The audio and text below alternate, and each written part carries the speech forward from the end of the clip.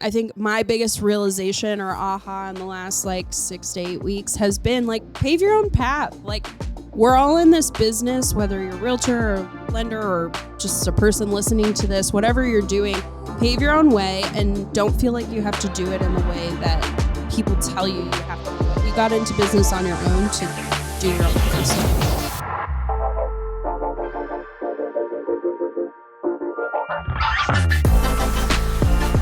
What is up, guys? Welcome back to the Zach and Pat Show. I'm Zach. I'm Pat.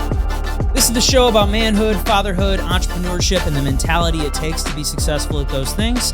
And I'm sure we'll sprinkle in some helpful real estate advice every now and again. You know, life can be tough. We can lose our identities and struggle at times. This is the podcast to let you know that you are not alone. So if you're someone out there going through some of these things, this is the show for you. What's up, guys? It is a Thursday episode. We are here with a guest in studio, but first I want to go over some quick housekeeping. Remember, if you're getting anything out of the show, if you're enjoying the show, make sure to tell your friends, like, subscribe, comment down below. That always helps the show grow. Also, we are doing our book club. We just dropped the episode the other day about the January book club on atomic habits.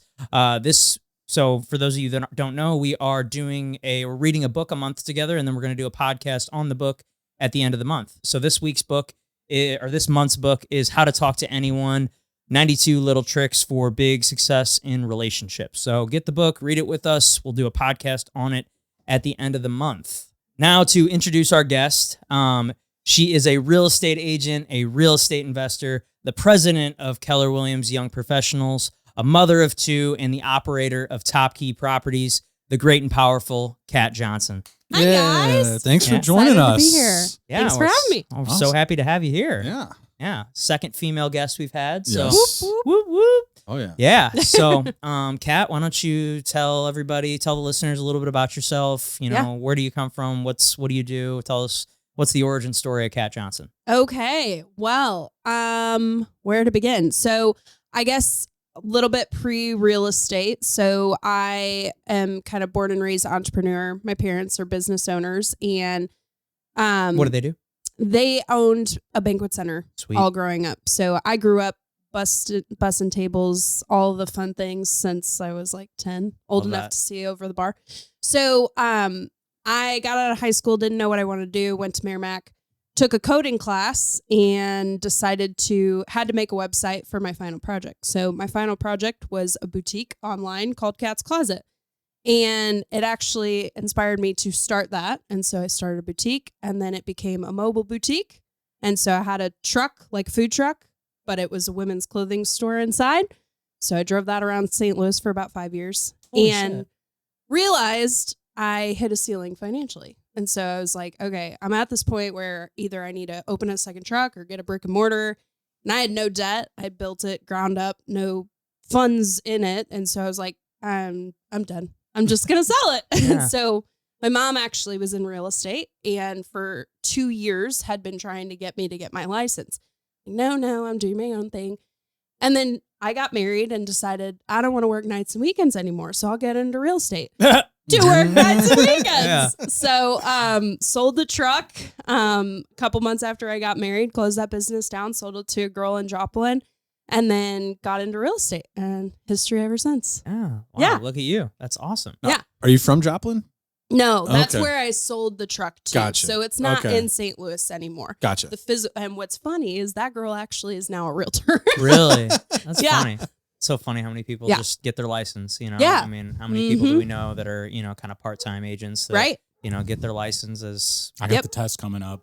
yeah. I was going to say Murph. Murph's one of them. Nice. Yeah. Murph's one of That's them. awesome. Yeah. So, Very cool. yeah. So so when did you get your license? So March of 2018. So Okay. I'm walking into year 6. Okay. Yep. Awesome. Yeah. And so what that first year compared to kind of where you're at now? Like, Yeah. where have you kind of grown, and like tell me kind of the steps you've taken in your business and kind of where you were and kind of where you're at now. Yeah. So my first year in the business was, I think you're drinking from a fire hose. You know, For sure. I think what's great about, I went from a product-based business to kind of a product-based business. It's a larger product, but a lot of stuff did transfer over.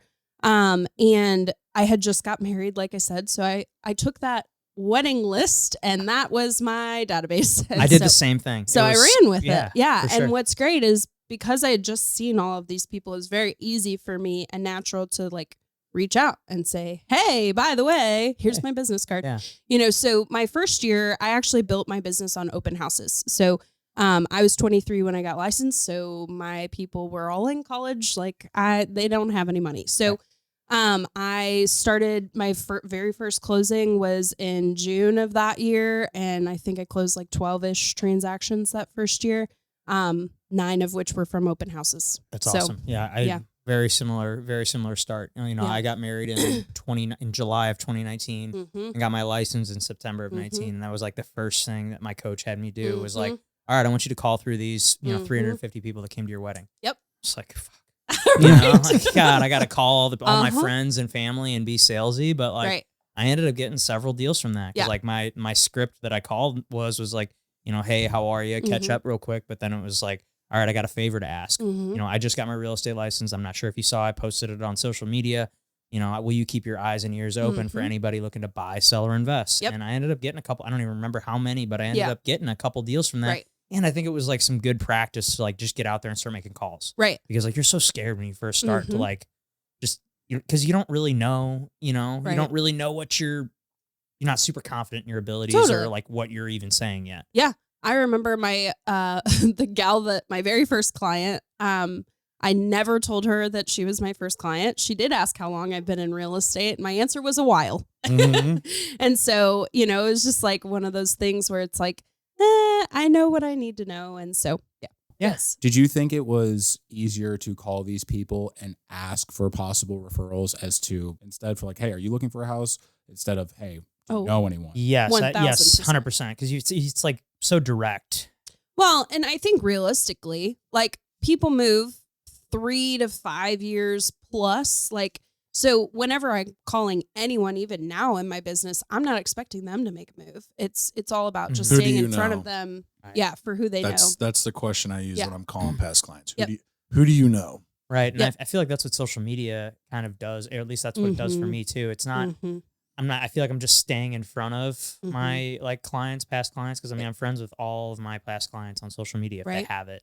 And I think it just helps me stay in front of them like constantly. I'm constantly touching on them every single day just by, seeing what I'm doing in my stories or seeing what I'm, the reel that I post that day. I feel like it's rare that I get random people that reach out via social media. Cause I don't think my profile's at that, kind of level yet. Maybe it will be one day. I don't know but I'm definitely happy with where it's at now. Cause it's my business has grown exponentially. I think I ran my numbers the other day, and I think I grew by like 33%. Nice. From the previous year. So that's awesome. Welcome. Yeah. Well, Murph. Yeah. Thank you. I think it definitely. We started. This. Yeah. Not this, but working with hiring someone to do my social media, and that was a big step, a big financial step. But take that, Gretchen. Yeah. Just straight up calling her out. Yeah. Well, so Murph came to I know, I heard about it. We went to our I heard. Yeah. Well, I think it was good. We'll talk offline. Yeah. Well, I thought it was funny that I thought it was great because I knew that I was going to have a very differing opinion or like experience, I guess, than the other two. So I thought it was like, but I think it showed the room. So there's more than one way to do it. Yes, 100%. Exactly. Because I feel like I've been in a lot of rooms where it's not a whole lot of this. And that's kind of the direction that I'm going. We can talk later. But, I just feel like there's a lot of people that are very DIY and they're seeing success, and that's awesome. And that's the way they want to go. But I think there's multiple views of how you can make it work for sure. 100%. Yeah. There's more than one way to skin a cat. Totally. I go and do I did it by myself for a long time. And but I can tell you one thing, that hiring a professional has saved me so much time. Right. Obviously we dedicate time. Now all of our content is kind of this, but we dedicate, a couple hours a week to do this, and then we're done. Yes. And then we're done, and then he sends us a video, and that's what we post. And it's easy that way. It saves versus, I don't have to tell you, but I'm sure, making a little talking head video that lasts 30 seconds to a minute would take me an hour to make. Right. Yeah. And it's like, okay, well, how many more people could I have called? How many more listing appointments could I have gone on? How many more things could I have gotten done in that hour that I spent making this reel, or fucking up, standing in front of my ring light, like, fuck, I fuck up the script again, you know? Like, I can't tell you how many times that took forever. So that's the hardest part of my Friday videos that I send out, is getting that script down. Yeah. Once writing the script is easy. It's just recording it, like trying to read it from a teleprompter app, and and then get it sent out. That's the hardest part, is making sure that it's a good video. So it's like this text scrolling and you're trying to read it at the same time. Yeah. Oh my. It's at the top of the screen, and it just rolls, and you're just kind of like, I can't do that. You know, but you know who the only other person who's ever tried to do that when I created content for them was Melissa. Really? Really? That's funny. She got it. She got it from you. She probably got it from me. But yeah, no, she was really struggling. Oh yeah, no, it's to the point now. Like the first few that I did were really rough, but it's just fine tuning how I type it into the teleprompter app. Yeah. To type in the pauses and to make it sound natural, or so I'm not just reading it real fast, like blah, blah, blah, blah, blah, blah, straight through. Right. Like I've got built-in pauses, I've got built-in and stuff like that. And like realize like I can't just put, a number. I actually have to type the number out. So instead of saying 300,000, I can't just put 300, like the number 300,000, I got to actually type it out. So when I'm reading it, it's in line and in sync with the rhythm of the script. But now that I've gotten it down, I mean, I can type out the script, record it, and get it sent out to 70 agents in a matter of an hour. Nice. So yeah, that's pretty awesome. I mean, I feel like I look forward to those little videos every Friday. I've been doing it now for every Friday for a year and a half now. So I mean, early on, I'm like, nice. It took a long time to get them done, but now I've got it down to a pretty fine system. Yeah, I look forward to it. But again, everything else I do is with Murph, because I don't have time to do it. But an hour on Friday at the end of the week when things are kind of slow, it's pretty easy. Well, as an agent, sorry, go ahead. I was going to say that's the most important time. Is that thing is what you said is like the most important factor is, are you getting your time back? And it's making you money. Right. Because I think getting your time back and not using it to make yourself money, that's where a lot of people go wrong. Right. Yeah. And it looks pretty. Well, now with you, you mentioned, being back to by yourself, that's going to free up a ton of time for you. Yep. Yeah, that's true. I didn't think about that. Yeah. It's definitely been interesting. So kind of back to I started out on a team for about a year and a half with my mom, and then we grew that, and I broke out off on my own. Was that was that like a hard, I'm sure that was probably I mean, things were awkward for like a month or two. We're totally fine now. Like we go out to lunch, talk shop all the time. So it's just, I think what you come to realize is like, I'm ramping up. She's going a different direction. We have different ideas of speed and things that we want to do. And, I was running a lot of everything and couldn't grow because I was a lot of the operation side. And so I just needed to take a step aside so I could have my chance to build what I wanted. So, and it's great now, but yeah, for a couple of months it was a little awkward. Yeah, I'm sure. I kind of had a similar situation when I first started, because my grandma, she's 84 years old. Oh yeah. She was the one who talked me into getting my license. And like at first I was like thinking like, oh, I'll just join in with grandma. She'll show me the ropes. And then like, I realized pretty quickly that like, she's 84 years old, like kind of on her way out. She probably does just a couple transactions a year. She's like, it just keeps her busy. And when a buddy of mine, he's like, wait, you're working with your, no, he's like, no, you're not. He's like, no, you need to figure, I'm gonna get you in touch with somebody that, is that's young and hungry and kind of ramping his business up, whereas she's, kind of on the way out. Totally. So, I totally relate to you there for sure. So we're all generational people within the yeah, business. That's true. Yeah. My mom was a loan officer for 47 years. Oh my gosh. Yeah. Could you imagine doing this shit for 47 years? No. Oh man. No. Well, and that's what is kind of interesting. So like my parents have always owned their own businesses. They started with the daycare, went to the banquet center, took a 3-year retirement, and then my mom got into real estate. So my mom's only been in real estate 2 years longer than I have, but she's got such a natural gift for business, and that's why she's been wildly successful. And I do attribute a lot of what I've learned to her, because I mean, if it weren't for her, I wouldn't have even got licensed. So really? Yeah, is she with KW too? Or? She is. Okay, yeah. Cool. So at some point you'll meet her, Stacy Fish. Okay. I forgot Catfish. Okay. Yeah. Yeah. So my maiden name was Fish, so I've been Catfish my entire life. So I remember you told me that. That was hilarious. Yeah. But you know what? No one forgets catfish. No. Like, No. I mean, I still call people I went to high school with, Hey, and they're it's like, catfish. "Catfish, what's up?" Yeah, it's so funny. Yeah. I love that. I love that. Very cool. No, and before the show started, you were telling me, because I was mentioning how I'm right in the middle of flipping a house right Yeah. now. I know you've done a little bit of that. So Yep. tell me a little bit about your you've Yeah. done real estate investing. So Yeah. So it's kind of a different side of the business. Right. So that's interesting. So I broke off from my mom's team the same year that we flipped a house. And so a lot of things going on at the same time. We bought a house in actually February. So I guess it's been about 2 years now. Super great rare find in Northampton. Got it for, I'll give you numbers, like 180. Okay. And I was like, this is a $300,000 house at the end of the day. Yeah. Like, we've got so much room for error that this is the one. So, bought it with hard money, closed in 2 weeks. My husband never walked through the house, and we went in after we closed papers, and he's like, "What did we buy?" It was a hoarder house. Yeah. You could not see the basement because there were paths of stuff. And you bought it with all the stuff in it.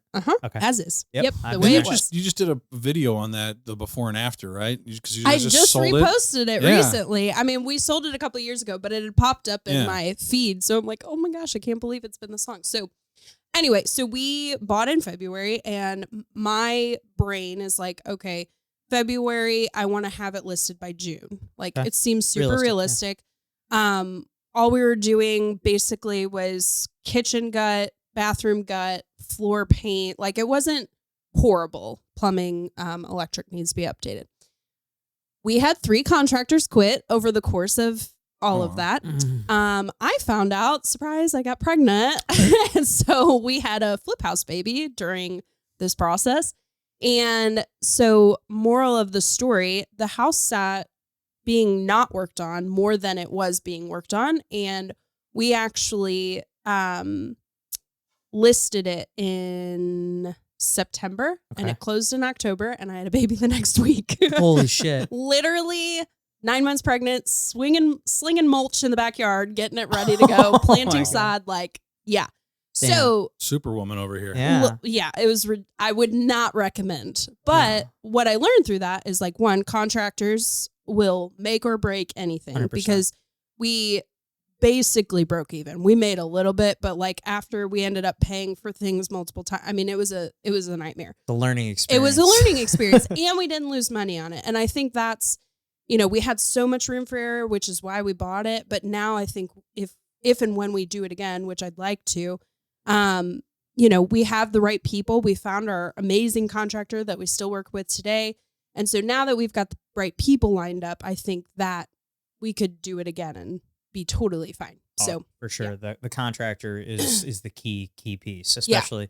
Well, the big difference between the flip that I'm doing now versus what I've done in the past is this is the first one where I'm like not the one in there doing Yeah. all the work. Right. So in the past I've done 3 flips, and this is my 4th. yeah. All the other 3, I was in there painting. I was in there. Yes. I it was my thing. I would go.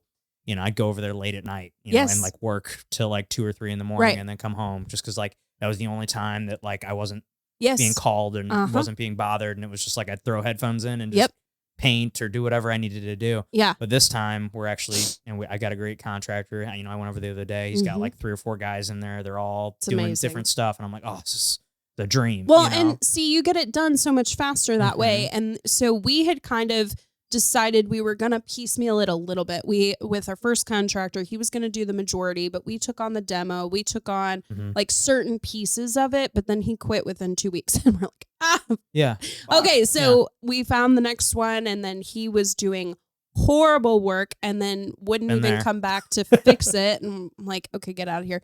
So it's just like, it was crazy, but I learned how to tile. I learned Yeah. how to, a lot of things. Yeah. I changed a fan. Like, Yeah. I know how to do things now. yeah, Because you just do what you have to do. And I think real estate investing, real estate in general, like, you do what it takes to get the job done. 100%. So- It's not an easy road, and Yeah. like she said, breaking even. Like that it's so easy. You think, oh, I got this Yeah. $120,000 kind of like Right. like money can go super fast, especially when you have a hard money loan. Correct. The holding costs is and like that something was that people what killed us. Yeah, yes. 100%. Because we were at a 13% hard money loan that was supposed to be for 6 months. It extended, and then I think got bumped to 14% for the last couple months. So I mean, just in interest alone, we paid way more than we anticipated. So is what it is. Is what it is. So now for our investing, at least right now, what we're targeting is long-term rentals. So we just bought our second one in November. We've got 2 of them near our house. They're out in Imperial? Yeah. So I've got one in Imperial, one in Barnhart. Okay. Targeting single family, 3-bed, 1.5 plus homes with a garage and a basement. So we've got a ranch, we've got a 2-story. But they both rent super high. So like the cash flow, the equity is amazing because those houses are always in demand. So the equity is just growing like crazy. And they rent super high. So that's kind of why we've targeted that. I'm just such a fan of buying things in desirable areas. It really is, because it's like, man, you're going to appreciate so much more in desirable areas. I help investors a lot. I help a lot of out of town investors. And, and they're like, wait, you can buy houses for $100,000 in St. Louis? And I'm like, you can, but is that really where you want to be? Right. Yeah. It might not be the best area of town, or, when you call me in, 5 to 10 years and you want to sell it, it's, you might not going to have this giant appreciation that you might see in other areas that are more desirable. Yeah. And see, that's the thing too, with people that are new to at least the conversations I've had on the financing side with people that are wanting to get into the investment property side, they're only thinking cash flow right off the bat. I'm like, man, you gotta missing a piece. You gotta take out the whole appreciation factor into all of this. And a guy was like, well, I've got 100,000. Why would I want to throw that into the house when I can just invest it?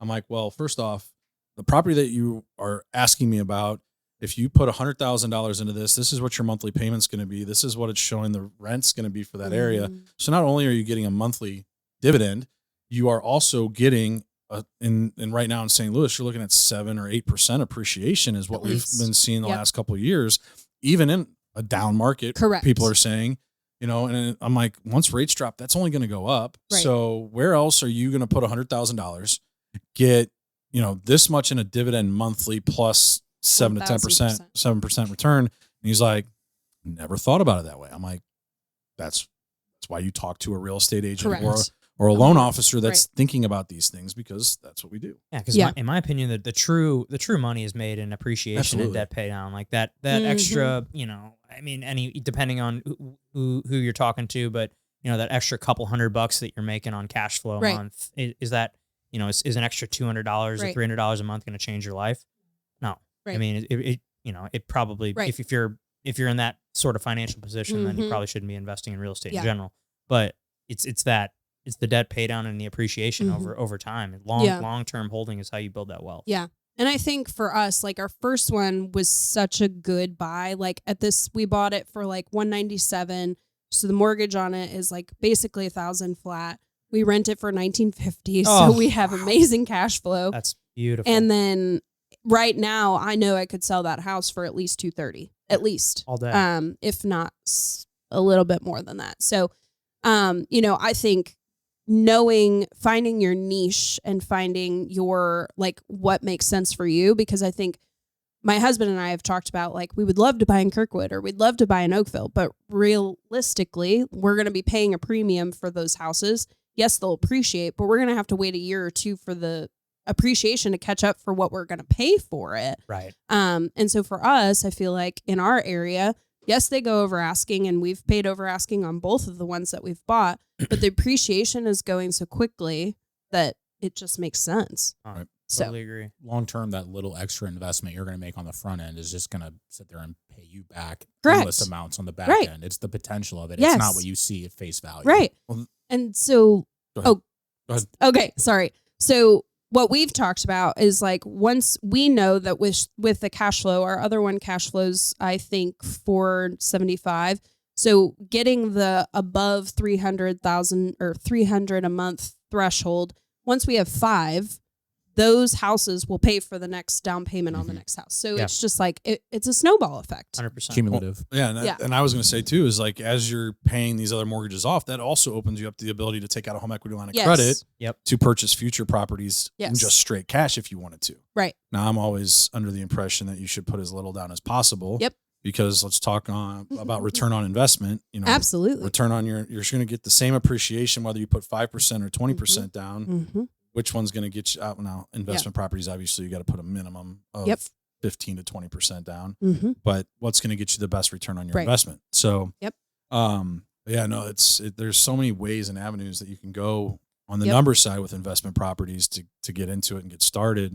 You know, like house hacking is so big right now. Yeah, man, I wish we would have done that. We've talked about that too. Like if I could turn back the clock, I would have bought a duplex. 100%. I would have bought a duplex or a 4-family and lived in that for a year. And I would have done the whole live in it a year, go buy a new one, live in it a year, buy a new one. And then, 5 years down the road, buy this or something. I know. We did a 4-family together with, it was a VA buyer. So no money down. Man. No money down. This guy, stole the property. Yeah, he was in an area that qualified for our guild. Nice. Grant. So he got 5,000 or whatever. At the time it was at 6,000. So he got a $6,000 right off the Grove. Yeah, I mean like right off of Manchester. $6,000 grant. Zach negotiated for the sellers to cover another. What was it? $5,000 in closing costs. 5 or 6. It was 5. I think it was 5. We had so much in closing costs that we were able to buy his interest rate down. Plus, get him his earnest money back, and then when you add in when he was getting back from the prorated rent, he walked away with like $10,000. Yeah, he got paid. He got $10,000. Like a $10,000. He got paid $10,000. So he stole a property. Yeah, that's what it felt like. I was like, dude, And then on top of now he has a 4-family, so 3 units will more than cover. And it was a VA loan, so it was 0% down. Gosh. Right. So that's incredible. So the 3 units were already rented. Yeah. And the cash flow on those were already covering the mortgage payment. And so, like, he's living there. Incredible. Yeah, it was probably the best deal. The best deal I've ever seen. I was like, bro, this is insane. I'm so jealous. Yeah. That's definitely better than mine that one time. Yeah, that's better than yours. I got a 250 check though. Yeah, you got a check. Yeah, exactly. That was the first one you ever did. That's awesome. that was the first time someone had ever gotten a check at closing. I've had a couple of them. Yeah. It's fun. Oh, it makes you feel like, especially when they're not expecting it. Right. They're like, wait, what? Wait, I'm getting money? Right. Like, it's so cool. I went from being worried about paying my closing costs to walking away with money. I'm like, God had a plan. Yeah. Yes. Yes. Oh yeah. I think one of my favorite investment deals last year, I did a commercial deal. Oh, cool. And I've done a few. Sold a trailer park. That was interesting. Like, okay, whatever. I don't discriminate. So One in Missouri. right, exactly. So learned a lot on that one. So this one was a commercial building, and if you look me up on Instagram, I made a video about it a couple weeks ago. So it's in Kimmswick, Missouri, if you're familiar, and old brick historic building, and I had been daydreaming about buying it. I wanted to buy it. I'm like, this is so cool. It has a building that was 3 stories and a building in the back. So it's 2 buildings on one property. I'm like, 1, 2, 3, 4 units in one package. And so pitched it to my husband every way that I could. I was shot down every time. The numbers made sense though. So anyway, I'm in a networking group. A gal stands up. She's introducing her photography business and then closes her little book. And she's like, by the way, we're thinking about opening a coffee shop. So if anybody has any connections, I had dreamt of a coffee shop in this space. I remember seeing your story about that. Yeah. I need to talk to you. I have a building for you. That's so cool. So what's crazy is... was it listed? It was listed for over a year. Oh, wow. Okay. And so I had driven by it. I don't even know how many times. And I had never actually gone in, but I had called to get information and stuff. And what's crazy is her husband lost his job in the midst of us buying, so they couldn't get approved for a loan and all this stuff. We had just learned about seller financing at Keller Williams Investment Club. I'm like, well, let me pitch this. Never done this before. They bought, and we were able to get it that way. They're now in there. Coffee shop's open. They're living and renovating the space on the side. They're going to actually move into the brick building and eventually renovate it to where it's all one house, because right now it's apartment, its own suite, and then a basement suite. Okay. So it'll all be one house at some point. They're going to punch through the ceiling and add steps. And cool. That's anyway, so it's just so cool to like see that be brought to life. And one thing I love about real estate is like, it can be anything you want it to be. Like stuff like this happens all the time. It's not just buying and selling houses necessarily. Right. I think you have an opportunity to get into a whole bunch of things. And I'm such a proponent of small businesses that I think that's kind of where I was raised and what I love doing. And so that one, I love that. Favorite. I mean, that's like kind of what I want to do. Yeah. What we want to do with this podcast is obviously like, we just want to highlight businesses all over St. Louis. I mean, and like, whether it's a coffee shop or restaurant, you know, I mean, obviously we've had another mortgage lender on, have another real estate agent on. Like, it's not like a competition thing. No, I would never community. like, it's a community. Like there's so much business out there for everybody. And we just want to promote good people doing good, for sure, doing good work. Yeah, so. Exactly. And one other thing I wanted to chat with you about was I know you obviously you and a couple others were one of the main reasons I moved over to Keller Williams. Hey, yeah, awesome. And you know, in the Keller Williams Young Professionals Group, you're the president of that. So like, how long have you been doing that? A while. So I've had many roles in the Keller Williams world. The cool thing about KW is there are many titles that you can hold other than real estate agent if you want to.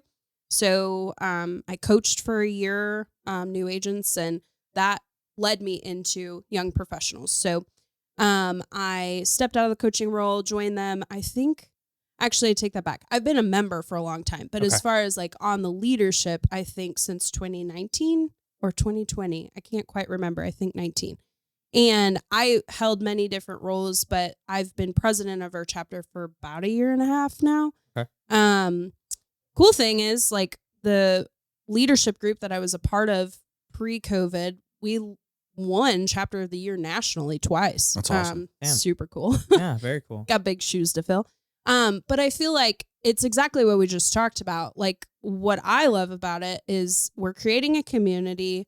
It is younger people or younger minded people, and we're doing things a little bit differently. Like the majority of us are killing it on social media or doing that in some fashion, whether it be video, podcast, whatever. And so I think just being a proponent of helping people level up wherever you're at, whether you're selling 2 houses or 30, like everybody has room for improvement. So that's why I do it. Oh, I love it. You are, I've really, really enjoyed. I mean, I was going to those when I was still with EXP and I was showing up as the outsider, and I was like, all right, I think I just need to just bite the bullet and join these guys because they've got a way cooler thing going on here than what I have over at EXP. So I was like, all right, can't beat them, join them. Well, and I think it's so interesting to me because I talk to a lot of people who are unhappy where they're at or whatever, and I'm not here to tell you to drink the Kool-Aid of KW, but I am here to tell you, like, you have to find your community in business, because if you don't have a team around you, there's no way I could do the units that I do. Like 100%. You have to have some sort of support. This is a very lonely business, can be a very lonely and intimidating industry because all everybody does is just share how good they are. Like, 100%. Yeah. But they don't share behind the curtain like their life is falling apart. I had 2 deals implode yesterday.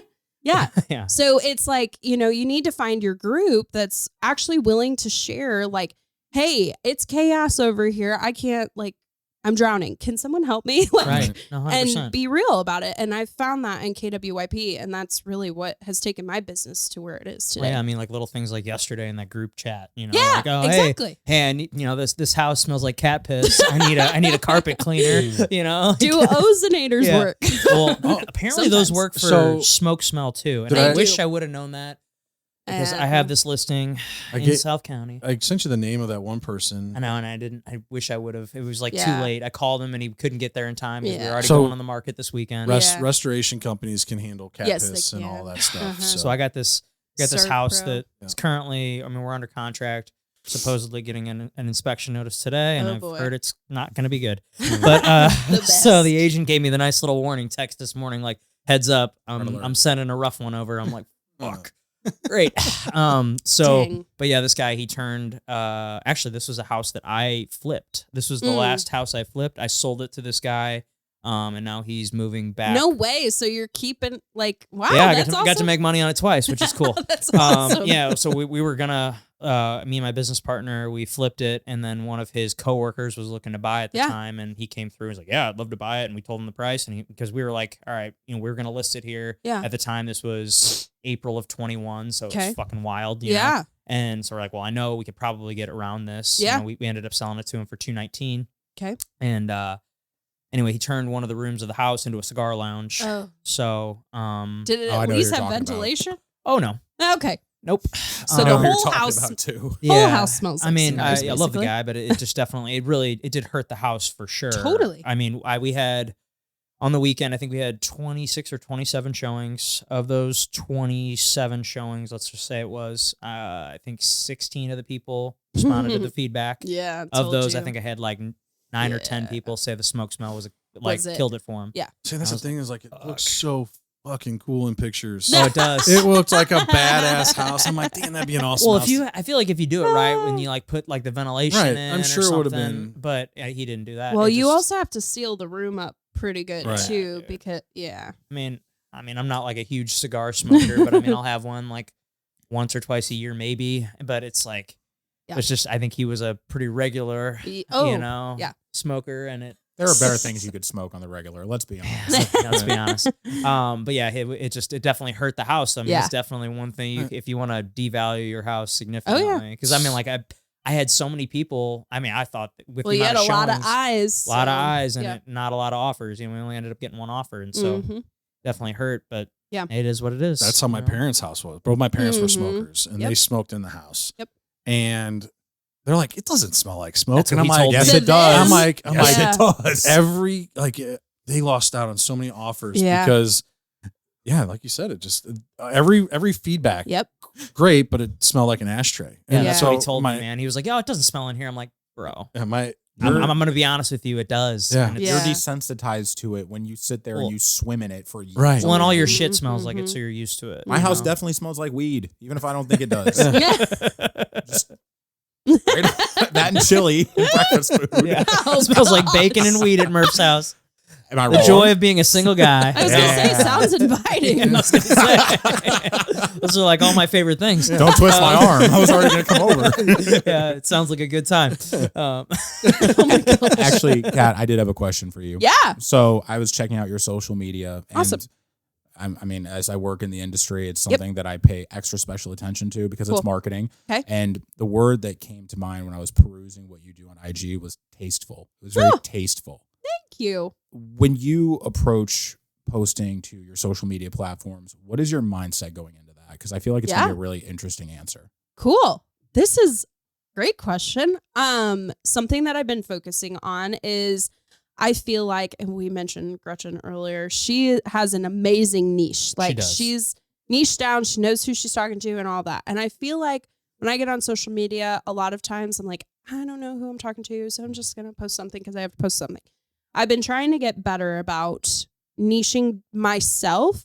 And I read this really good book for any ladies and I guess maybe guys out there called Gutsy by Natalie Franke, business owner, amazing book. And what the premise that I took away from that book was you are in control of your business. Just because someone says you have to build a team or run a business this way doesn't mean you have to do yours this way. And you're in control. So do what you want to do. And I think for Keller Williams, sorry to go on a tangent here. They teach and preach one way to do things. And like the MREA Millionaire Real Estate Agent, I see it on your shelf. Like this is the Bible and this is how we do it. And I think that's awesome. And I definitely think, like you said earlier, there's a bunch of ways you can go about it. So all of that to go back to, I've been approaching social media through the lens of my ideal client is someone like me. Typically a move-up buyer. They have a couple kids, probably outgrew their house. They're going from that 2 to 250 house to the 600s-ish. And so I'm targeting that person. So when I'm making my videos, it's like, Okay, what do they want to know? Well, they want to know that Home Depot has a free kids thing on Saturday mornings, the first Saturday of the month. They want to know what coffee shop I'm going to because that's what I like to do. So I'm kind of going at it through the lens of like, this is, and I've written down more than that, but this is who I'm targeting. So how would I talk to that person? And it's exactly how I'm talking to you right now, because when you look at my page, and you can tell me if I'm wrong, it's exactly how you're talking to me right now. Like, I'm not getting on my phone and making a video like, hey, what's up? Like, I don't change my voice. Like, I'm not a different person. I'm talking to you as if you're my best friend across the table from me. And so that's how I want it to appear through social media, because I want that to pull in my exact client. Sister, you got the right game plan. You're being relatable. You know your audience, because you're talking to everyone. You're talking to no one. Yep. You're talking to someone who you relate to, which is the other thing. Right. And most people's biggest problem is they want to do things just to check the box. But that's why your content comes off so tasteful, is you know exactly who your demographic is. You know exactly how to talk to them. Thank you. It's real and genuine. 100%. Yeah. I totally agree with everything. And I'm still work in progress. Same. Aren't we all? Are we all? Are we all? We're like trees. If we're not growing, we're dying. That's you right. know? I finally got on Twitter. Whoa. Whoa. But wait, hey, X? it's X now. X, Formerly Twitter. formerly known as Twitter. Yeah. I will boy. not be joining you. No, thanks. I do a lot of things in the political realm, so it's Oh, kinda yeah. necessary. You have to be there. Yeah. Yep. I have to I be understand. there. But it's not what you do, it's how you do it, as you That's just right. That's right. Yeah. You guys dabbled in Threads yet? Trash. Yeah. Not interested. Instagram's enough for me. Right? Yeah. Well, it's like you got your different demographics. So I feel like Yeah. Instagram is for the millennials. Yep. Yeah. TikTok is for the younger generations that are out Yep. there. And then you want to... Facebook's old people. Yeah. Eventually. Yeah. I'm Instagram and Facebook, and that's Same. pretty much where I live. Yep. And then I have my VA post my reels on TikTok. Yeah. I don't even pay attention to it, so she could be doing it, and I don't even know it. Oh, no, Yeah. they keep popping up on there. Okay, good. Thanks, Bern. Appreciate you, honey. Yeah. I don't even dabble on TikTok anymore. Yeah, I'm One's enough. And I think you have to have an aim. Like, for me, I don't understand how TikTok works or the algorithm. I feel like I'm starting to get a decent handle on Instagram, which means they're going to be changing it soon, Yes. because I'm starting to 100%. understand it. And, I feel like do what you feel like you're good at, and you're actually going to do it. Because I feel like if I told myself I'm going to post on TikTok, I'm not doing it. Right. Well, it's funny because we were just talking about this the other day. Like, our best reel that we've posted is the one about cicadas. Dude, and it's so weird. Yeah. And then we looked at the YouTube, and that so all of our YouTube views are around like anywhere from like they're like anywhere from like 35 to like 60 views on all of our podcast episodes. But the one that we had my buddy Nick on, and he's investor, a good friend of mine from jiu-jitsu, and we talked about cicadas. That was the reel that blew up. That one's got like 500 plus views on YouTube. That's and I'm like, hilarious. what the fuck happened? I think with that one? I think Well, the video 'cause did it's- better because we were talking about drugs. Probably. Well, there's Yeah, that too. So there's more going on. Yeah, we talked a lot about Cicada drugs. and drugs. Yeah. Yes. Well, And- I think there's something to be said, though, too. Like, everyone was talking about cicadas. And so I think if you rode the wave and you posted it at the right time, like, you're getting the wave of, like, this is what's trending right now. Yeah, that makes sense. So Yeah. I'm like, I'm not about that. I think one thing that I can maybe answer for you as far as like the strengths of TikTok, though, I hate the outsourcing of the platform because, sorry, it's ran by the Chinese Communist Party. We all know how I feel about that.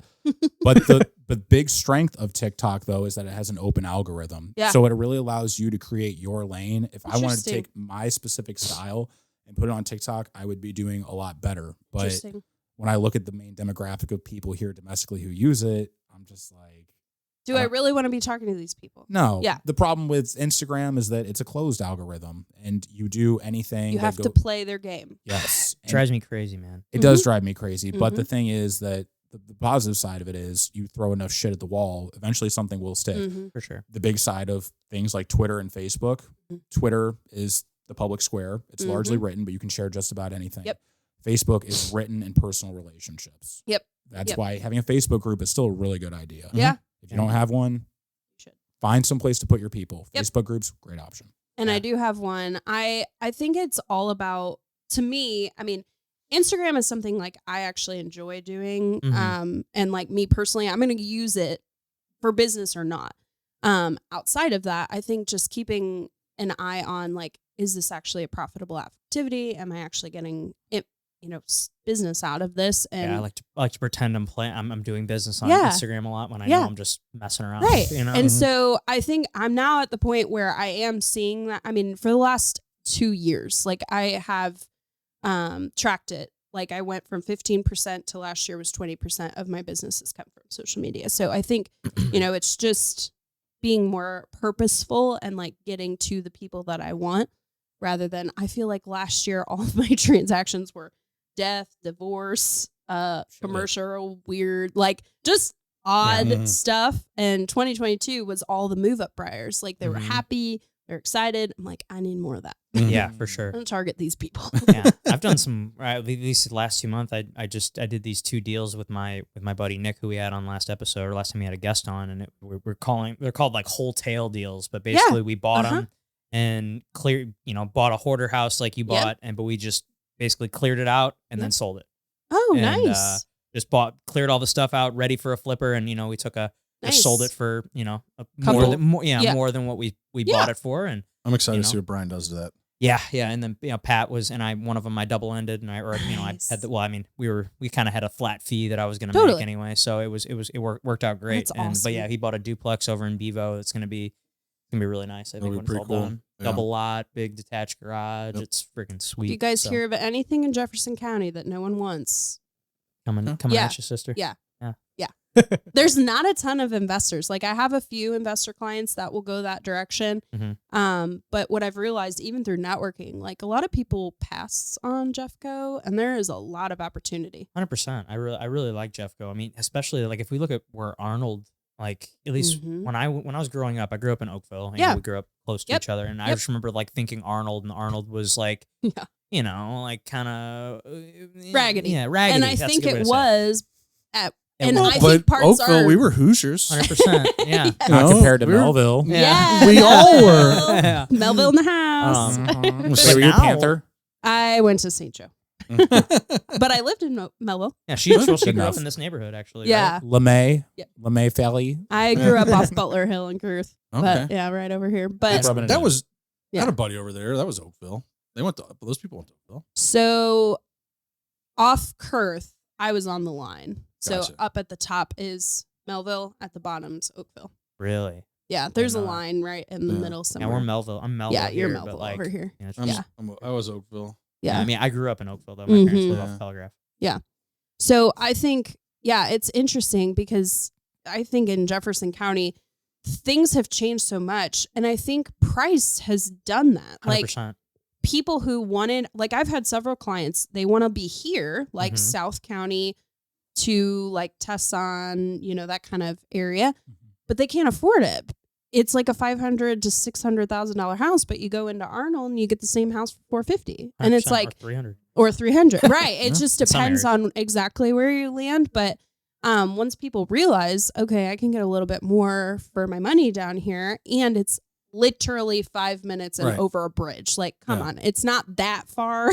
People are like, oh, you live in Imperial? I'm like, I'm 10 minutes from South County. Oh, yeah. Exactly. Everybody's half of that's my neighborhood. I remember when I was first got in the business and people were like, wait, you're in Imperial? And I'd be meeting with them in Chesterfield. I'm like, it's not that far. It's really not that, everything's it's not that 20 bad. minutes. Everything's 20 minutes in St. Louis. Literally. It really is. And, but it's so funny how, like, you just said that, but then, like, when we had Rachel here, she's like, you live all the way out here. And I'm like, I'm in South County. Right, I know. I'm like, this, because I can buy, she just bought something in St. Louis Hills. Yeah. And it's not that far. Yeah. And I'm like, it's they bought this big, this beautiful old house. Yeah. Very price, compare. I was like, well, look at what I got compared to what you, it's like, it's just how it's different, how it differs everywhere. Totally. And, I mean, you can get so much more square footage. But you're also getting bigger yards and lots down. Totally. And if that's what you want, right. Because I think, some people don't care about that, but I do. I want my space. 100%. Well, lately a lot of people I've been talking to, like, I always like to find out the why and why they're buying a house. And 100%. The majority was like, well, I got a dog and I need a bigger yard. Literally. I would say like 50% of the people I talk to, they're buying I need a fenced in yard for my dog. So if you're looking to buy a house for a dog, look in Jefferson County. Yes. 100%. Well, I went to a networking group last night, and that was actually one of the things I said. Like, I enjoy working with families, or if you have a dog child, like that's my ideal client, literally. Your dog child is my ideal client. Yes. Like, let me get you a house with a bigger yard for your baby. Well, if you look at the statistics, millennials are typically waiting longer to have kids. Yep. So their pets are becoming their kids. Yep. It is. It's and true. it's hey. I think of several of my clients that don't have kids, but they have dogs, and like we had to get it in the fenced-in backyard was like the thing we had to look for, and that's all they want. I'm the only person in the room with neither.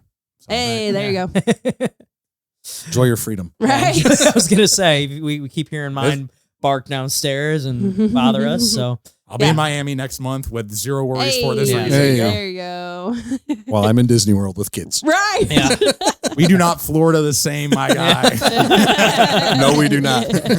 yeah. Pat'll be at Disney World. Murph's gonna be at a rave. Raving. Yeah. No one asked Pat what's in his coffee cup. Right. We did remark that the whiskey bottle's a little low. Right. Yeah. I will be drinking around the world at Epcot. So There you go. There you go. That'll be we'll fun. be doing that. Yeah. Kids will be with grandma and grandpa. Yes. So, all right, we've just talked about all the great things about real estate. I know, and that's what you hear and see on. Let's talk about some of the things that, just to make this real for people, struggles. So if I hired a client today, actually waiting on the agreement to be terminated for him to sign, and sold him a house in January, and there was a misunderstanding, and it was all in written and signed off on. However, misunderstanding. And so he doesn't want to work with me, and that's fine. It's never happened. However, it's kind of one of those things where it's like, I think God protects you from things that you shouldn't be walking into. And so, fired a client today. But I think the struggles as a realtor, especially like I started at 23. That's young. We had just bought a house like 6 months prior. I didn't have a lot of like experience financially, experience like in the housing market myself personally. And so I think as a limiting belief when I'm helping people with like $700,000 house at, that age, it's like, oh my God, I don't want to mess anything up. 100%. So I think just making sure you have your community around you and find somebody who is more knowledgeable than you, so you don't have to struggle through that alone. But if you have more pointed questions, I can maybe pull out some other struggles. Well, no, there have it's all been right. many. Yeah, no, that's good. Yeah. It's just touch on a few points there. Just to, it's not as easy as you think it is. It's now Kat makes it seem that way because she is really, really good at what she does. And like you said, you're in the top of what you're doing. Yeah. So it may come across and seem like it's easy, but it's not. I mean, everybody's got their struggles and their things that they're dealing with. But it's awesome that you're able to take those experiences, learn from them, and push forward in your business and continue to grow. Like it's going to be exciting to see how you take this and really want to call it a setback. Yeah. But losing your team and moving forward from there with it. Right. And that's awesome that you're going. I've got no doubt that you're going to be able to push through that and come back stronger and better than ever and probably even build a bigger and stronger team. Right. So one thing I was thinking about while you were saying that is time. I think something that is so not talked about enough as realtors and mortgage lenders, like we are always on our phone, always on, and being married or dating or with kids or whatever, any type of relationship with your dog. Like it's hard to manage boundaries. And so that is something that has constantly come up in my world. And I think as a struggle, like finally getting to a point where I feel like I've got a handle on that and figured out like, okay, this is when we can talk. And this is when I know the house isn't literally burning down. We could talk tomorrow. Right. Like it's just figuring out where those boundaries are. That is really big. And the sooner somebody can learn that, the better, and the better for your relationships it will be. Absolutely. Totally agree. Like, I mean, that's been a struggle. I've brought it up on here many times, but just like being able to shut this off. Yeah. Like whenever I'm like hanging out with my son or with Gina or whatever, it's a constant struggle, but like picking those times where like, hey, this has to be taken care of right now. Like we're on the last day of our inspection deadline, this, we got to get this done now versus something like, okay, that can wait till the morning. I can respond to that email in the morning. Like that's not the end of the world. My husband literally has asked multiple occasions if there is a support group for realtor spouses. Oh wow! Well, if there is, I'm sure Gina would love to. Yeah, I'm sure Gina would love to. Yeah, call the mortgage lender. Right. You know? we're in relationships with every single one of you. Yes. And we can. Hey, this is how we keep them calm. Right. This is what we've learned. Yeah. Here's what we. Let's breathe. These are the words we choose not to use. Right. Yes. I mean, it's true. I mean, like it's basically like I'm dating, Yeah. you know, Yes. every 70 realtors at the same time. You know, it's, yeah. Let me tell you, that's a lot of different personalities, attitudes, and the way they like things. It's 100%. You know, and that's, I mean, it makes it tough on It's a great perspective. Yeah, definitely on our side, the I hope relationship. I'm at the top of that list, buddy. Oh yeah, absolutely. Cheating on me. Right. You're my best boyfriend. But no, I mean, it's true. Like we're constantly in communication. You're constantly for us, we're always hanging out together, working out together, doing the podcast together. I mean, I've had some agents reach out to me like, well, I'm kind of jealous that I don't hear from you like Zach. And I'm like, oh my gosh. I'm like, yeah, You trying to do a podcast too? I was like, that's what I said. I'm like, you know what? We're constantly doing things and all that. But it's tough. Like you said, on relationships, it's different on both sides. Yours with the clients, ours with, you know, constantly texting with agents or calling agents. And I'm like, sorry to whoever I date, but you're going to be in a relationship with me and about 60 other people. Yes. So, well, and I think it's just learning that like we're in a good groove now and like there's understanding. And I think that's all part of relationships is like figuring out, like telling them like, hey, this is a have to right now. Right. And I'm sorry, like world is ending. I got to deal with this. So, you know, it's communicating that. And sometimes I'm just like, leave me alone. I got to deal with this. Like, I got to get this done. You shouldn't have to worry about it. It's my business. Like communication. Right. Yeah, it's growing all of us. Oh, absolutely. For the benefit of my clients. For everyone. Right. You know, for everyone. 100%. Yeah. So, was there anything else you want to leave us? Any little tidbit or knowledge you want to leave us with before we sign off? Anything you want to plug? I would say give me a follow on Instagram, Kat Johnson Realtor.